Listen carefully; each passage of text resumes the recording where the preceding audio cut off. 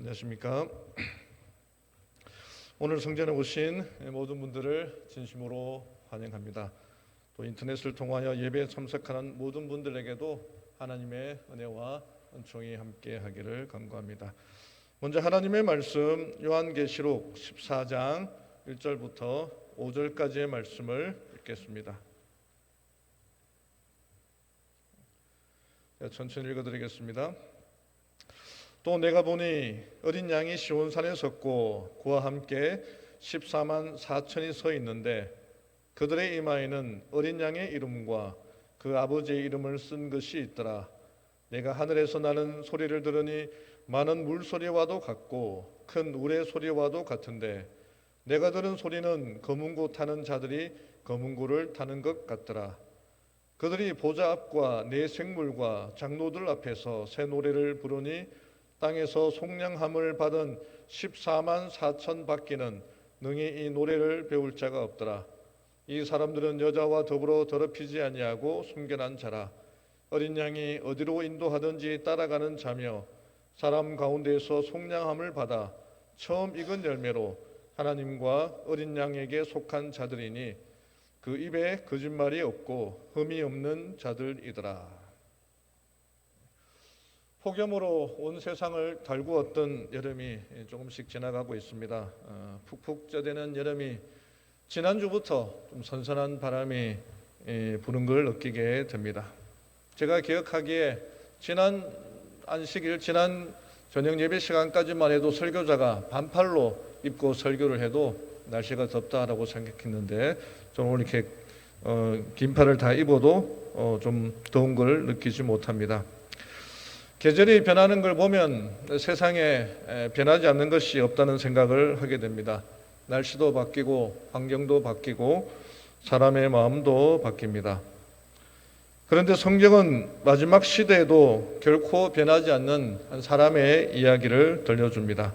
어떤 상황 속에서도 하나님만을 섬기고 그분이 어디로 인도하시든 끝까지 따라가는 사람들, 바로 오늘 본문에 나오는 14만 4천인들입니다. 저는 오늘 이 시간에 계시록 14장 1절부터 5절까지의 말씀을 본문으로 해서 하늘에 갈 결심이라는 제목으로 말씀을 나누려고 합니다. 방금 읽은 본문에는 이 14만 4천인들에 대해 나오는데 이들은 하늘에 갈 사람들의 특징을 가지고 있습니다. 하늘에서 찬양하는 이 14만 4천인들의 특징을 살펴보면서 누가 하늘에 갈 사람들인지 어떻게 해야 하늘에 갈 수 있는지를 오늘 말씀을 통해서 좀 찾아보도록 하겠습니다. 첫 번째 특징은 4절의 말씀입니다. 이 사람들은 여자와 더불어 더럽히지 아니하고 순결한 자라. 14만 4천인의 첫 번째 특징은 순결한 자라는 것입니다. 특별히 여자와 더불어 더럽히지 아니한, 이 여자와 더불어 더럽히지 아니하였다는 것은 문자적으로 결혼이나 이성관계를 말하는 것이 아니라, 또 성경에는 여자는 종종 교회를 상징하는데 특별히 이 계시록에서는 이 정결한 여자는 참된 교회를, 음녀는 타락한 교회를 가리킵니다. 그래서 이 구절에서 여자와 더불어 더럽히지 않았다는 것은 하나님 외에 다른 신을 섬기지 않는, 즉 우상 숭배를 하지 않는 자라는 뜻입니다. 이 남대근 목사님이 쓰신 오실자의 표상이라는 책에서는 이 우상 숭배란 어떤 것인지를 예언의 신을 통하여 정리한 내용이 있습니다. 여기 자막에 나올 텐데 조금 제가 읽어드리겠습니다. 우상 숭배란 여러 종류가 있는데 탐심, 의복, 식욕과 정욕, 안위를 좋아하고 테니스와 크리켓, 도박, 경마, 극장가기, 음주흡연 등등 여러 내용들이 나옵니다. 저는 이 내용들을 쭉 읽으면서 특별히 제 눈에 들어왔던 것은 염려라는 것이었습니다. 그러니까 이 우상이라는 게 돌이나 또는 나무로 만든 형상만을 말하는 것이 아니라 그 우상의 본질은 모양이 아닌 자리라는 것입니다. 하나님이 앉아 계셔야 할 내 마음의 중심 자리를 차지하는 것이 바로 우상이라는 것입니다. 그래서 여기 보면은 염려라는 단어가 제 눈에 들어왔는데 이 염려가 우상이 될 수 있다는 것입니다. 아침에 눈을 뜨자마자 제일 먼저 생각나는 게 하나님께 기도하고 하나님에 대해서 생각하는 것이 아니라 집안 걱정, 직장 걱정, 자녀 걱정, 그런 걱정거리로 마음에 가득 차 있다면은 그것이 우상이 될 수 있다는 것입니다.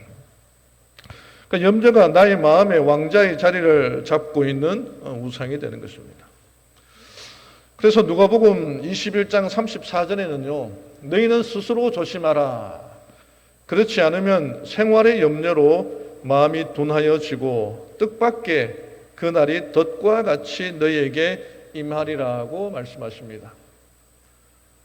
예수님께서는 마지막 십자가에 달려 돌아가시기 전에 제자들에게 모아놓고 하신 명령의 말씀인데 너희는 스스로 조심하라는 겁니다. 한 세 가지를 말씀하시는데 그 중에 한 가지가 걱정하지 말라, 염려하지 말라는 겁니다.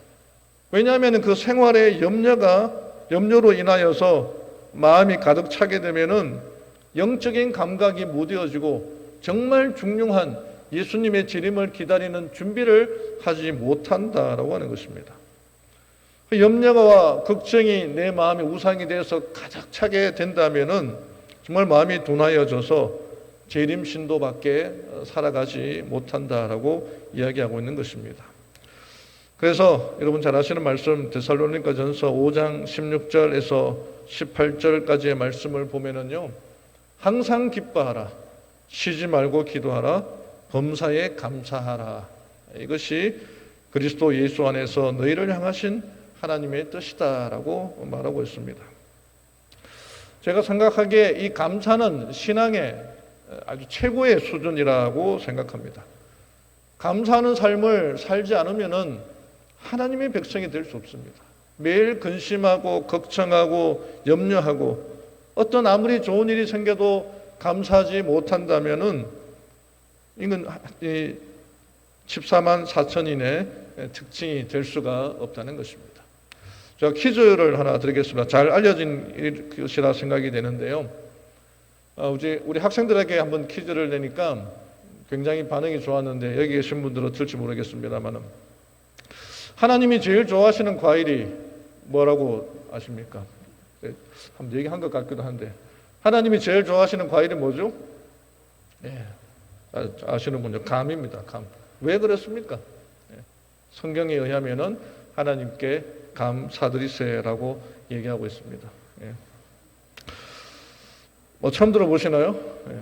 우리 학생들한테는 빵 터졌던 기억이 나는데 하나님이 제일 좋아하시는 과일은 감이라는 것입니다.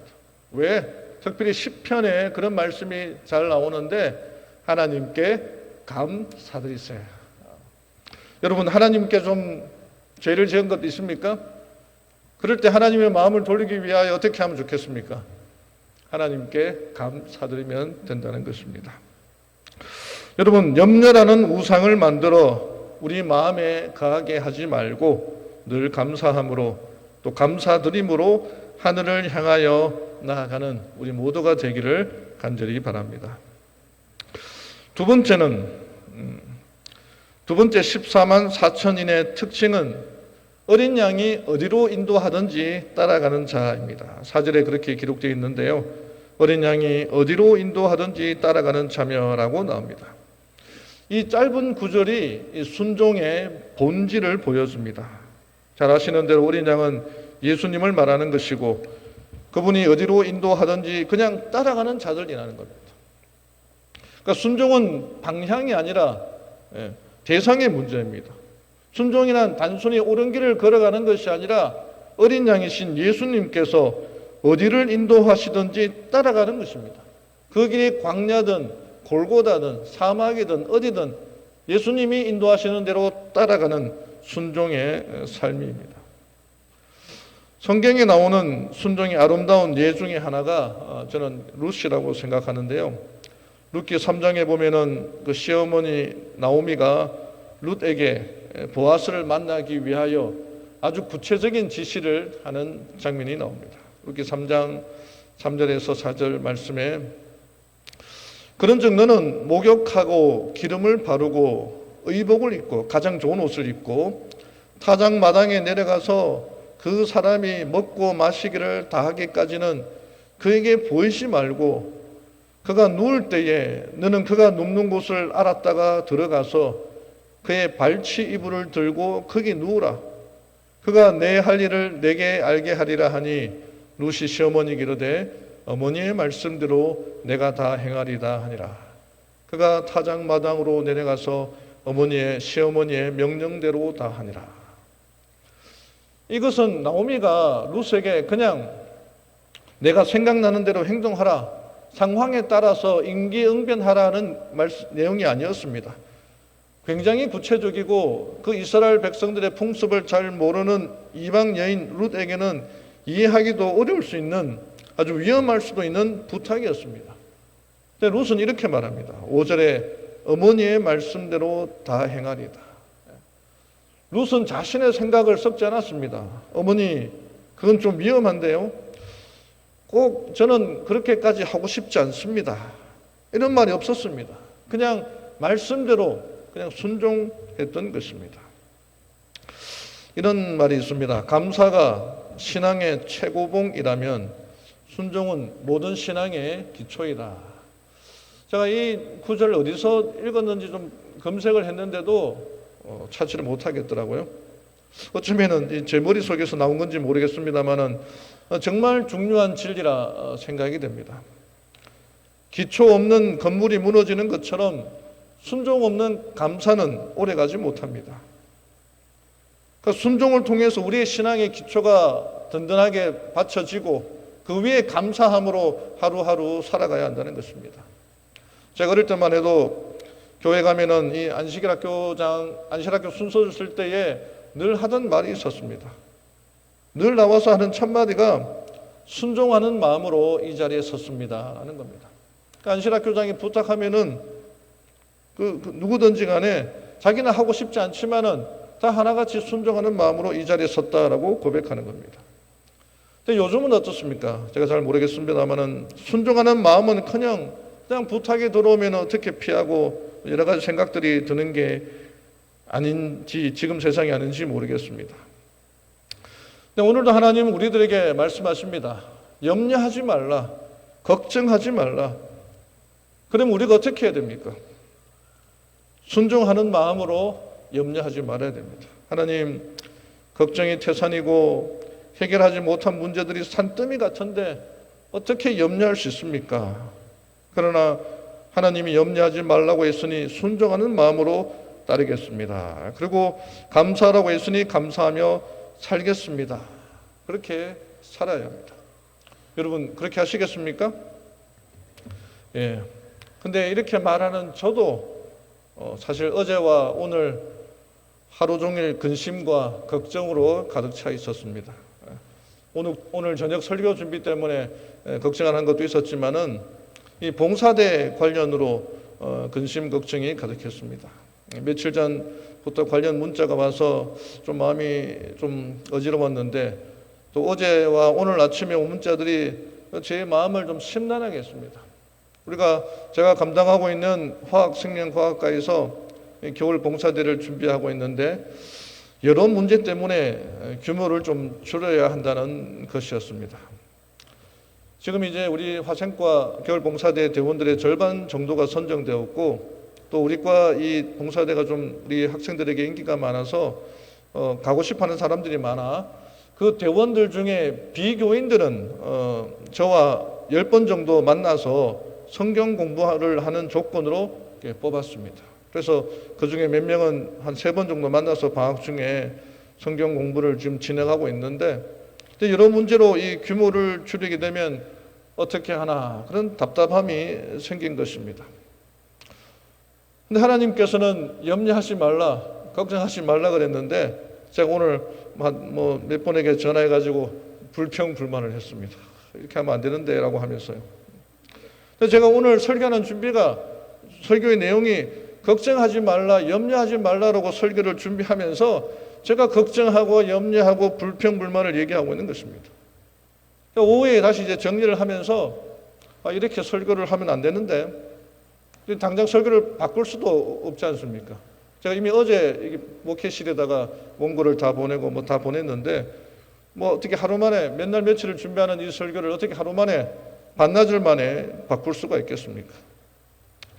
그냥 앉아서 책상에 앉아서 기도하는데 오늘 오후 4시쯤에 봉사대 관련 단톡방에서 담당 교수님이 올린 글이 제 마음에 깊이 와닿았습니다.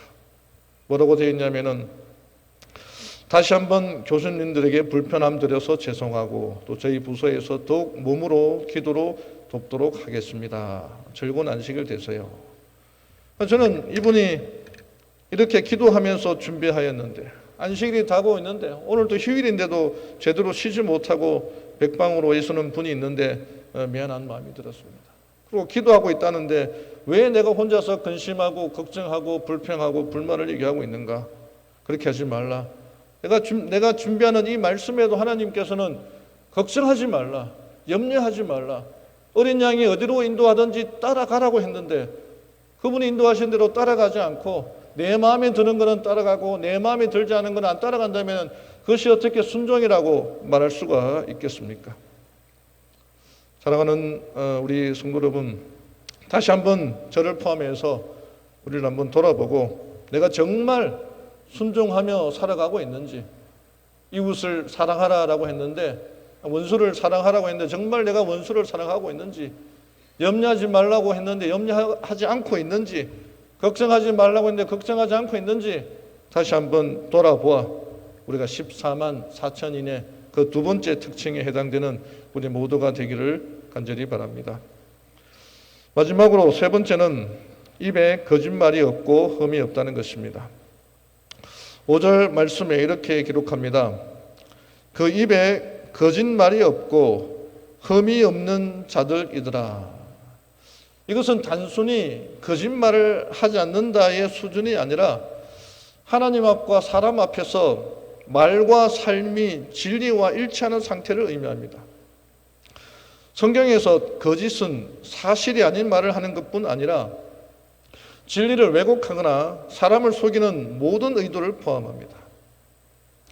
엘렌 화이트는 부조와 선지자에서 특별히 10계명에 대해서 설명하면서 9번째 계명인 내 이웃에 대하여 거짓 증가하지 말라라고 하는 말에 대해서 이렇게 설명합니다. 제9계명 내 이웃에 대하여 거짓 증가하지 말지니라. 우리의 이웃을 속이려는 의도나 목적으로 어떤 문제에서든지 거짓말하는 것은 모두 이 계명에 저촉된다. 속이려는 의도가 거짓을 구성하는 것이다. 모든 고의적인 과장과 그릇되거나 과장된 인상을 전하려고 계획된 시사나 암시, 비록 사실일지라도 오해하게 만드는 방법으로 말하는 것은 거짓이다. 잘못 전하거나 나쁘게 추측하거나 비방이나 고자질을 할므로 이웃의 명망을 손상시키려는 모든 행위를 금지한다. 고의적으로 사실을 은폐하며 타인에게 손해를 입히는 일도 9번째 계명을 범하는 것이다.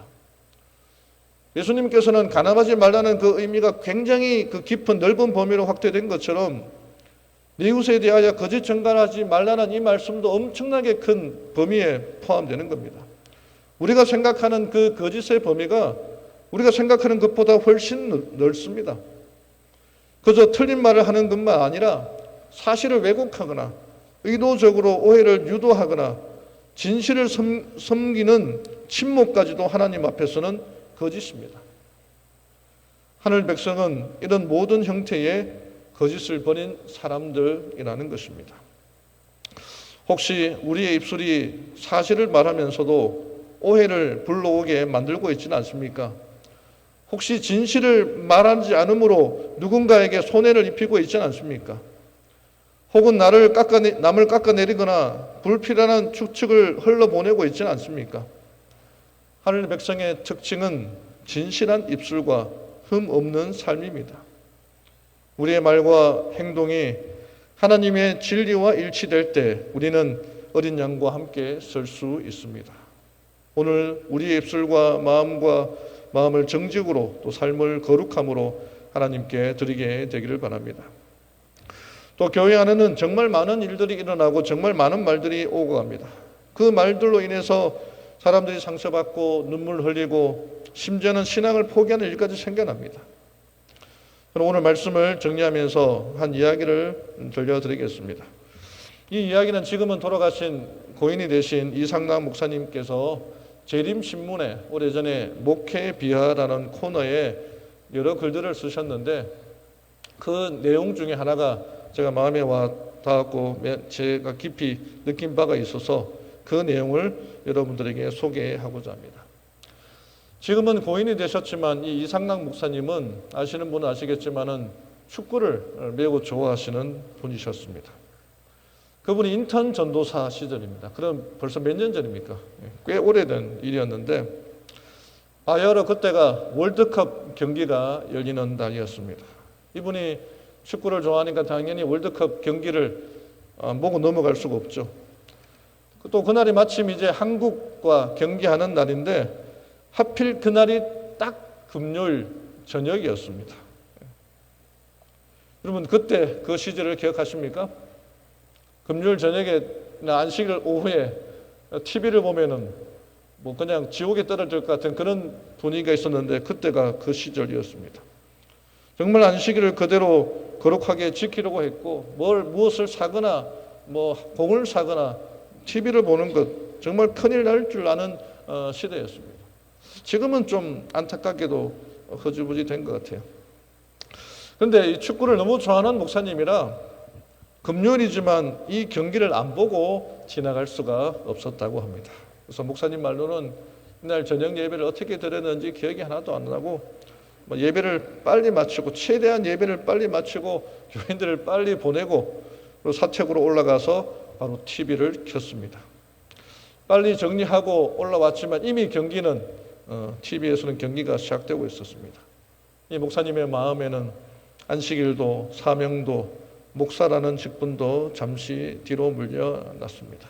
온 정신이 그냥 축구 TV 화면 속으로 빨려 들어갔습니다. 근데 그 교회에 장로님 한 분이 예배 후에 목사님께 꼭 할 말이 있었는데 예배 끝나자마자 목사님이 안 보이고 하니까 그 사택으로 올라가서 문 밖에서 불렀습니다. 두드리면서 목사님 그런데 안에 불은 켜져 있고 사람이 있는 것 같은데 아무 대답이 없는 겁니다. 그래서 2번, 3번 불러도 대답이 없어 문을 살짝 열고 들어갔는데 그 순간 장로님이 눈앞에 보인 것은 TV 앞에 앉아서 정신없이 그 경기를 보고 있는 담임 목사님의 뒷모습이었습니다. 그런데 이 목사님은 장로님이 들어오신 줄 모르고 그냥 정신없이 빠져서 보고 있다가 이상한 생각이 들어서 고개를 돌렸는데 그 장로님과 눈이 딱 마주쳤다고 합니다. 그 순간 목사님의 심장이 쿵 내려앉고 정신이 번쩍 들었습니다. 내가 지금 뭐 하고 있는 건가? 온갖 생각이 머릿속을 스쳐 지나갔습니다. 만약에 여기 계신 우리 장로님이나 집사님이 우리 대학교의 담임 목사님이 금요일 저녁에 TV를 보고 있다는 걸 보면은 어떻게 하시겠습니까? 당장 화표로 전화해서 여기는 총장님이 최고니까 그냥 총장님께 전화해서 어떻게 담임 목사가 그럴 수 있냐고 전화를 하실는지 모르겠습니다. 옛날이나 지금이나 지역교회에 목사님에게 무슨 문제가 있거나 잘못이 있으면 바로 화폐에 전화해서 이렇게 하는 경우가 많은데 만약에 이때 장로님이 화폐에 전화해서 이렇게 일을 했다면은 이제 전도사 인턴 전도사인 이상락 목사님은 그냥 그의 인생이 끝나고 마는 것입니다. 그런데 안식일 저녁 금요일 시간에 TV를 통해 축구 경기를 보고 있는 그 담임 목사를 본 장로님은 어떻게 하셨는지 아십니까? 정말 놀라운 건 그 장로님이 그분의 목회 비하에 쓴 글에 의하면은 그날 이후로 이 일을 단 한 번도 입 밖에 내지 않았다고 합니다. 자신이 이 글을 쓰기 전까지 내지 않았다는 거예요. 그 비밀은 장로님의 가슴 속에 묻혔습니다. 그리고는 이렇게 마지막에 이렇게 기록했습니다.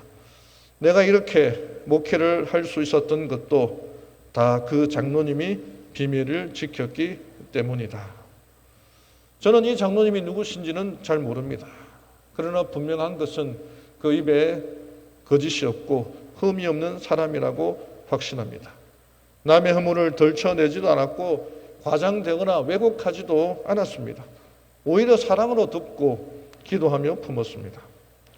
교회 증언 5권 176쪽에 이런 말씀이 있습니다.